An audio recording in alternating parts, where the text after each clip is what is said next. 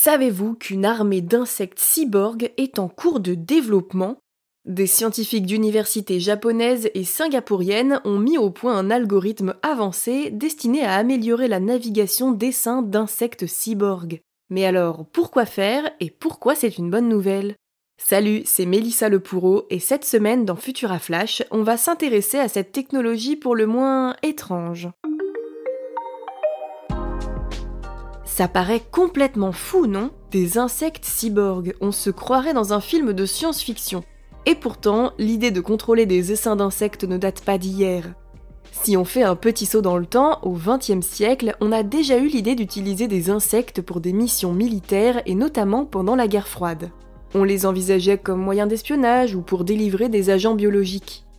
Et puis le temps a passé et d'une idée folle, on a vu l'avènement des technologies robotiques et biologiques nous ouvrir la voie d'une nouvelle ère.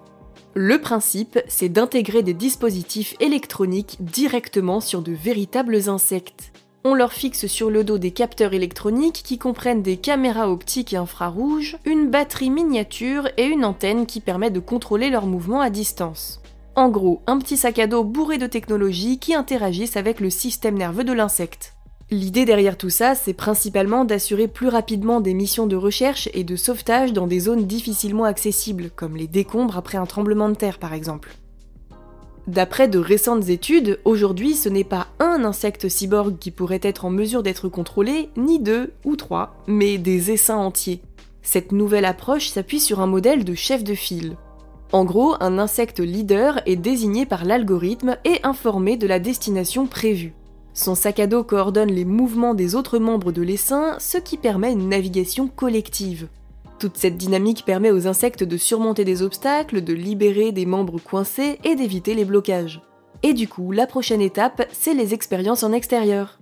Et notamment sur des tas de décombres que l'on trouve souvent dans les zones sinistrées, pour vérifier si l'algorithme est efficace dans des scénarios plus complexes et plus concrets. Et vous, qu'en pensez-vous ? Auriez-vous imaginé que de telles technologies voient le jour? Dites-nous tout en commentaire. Quant à moi, je vous retrouve prochainement pour un nouvel épisode de Futura Flash.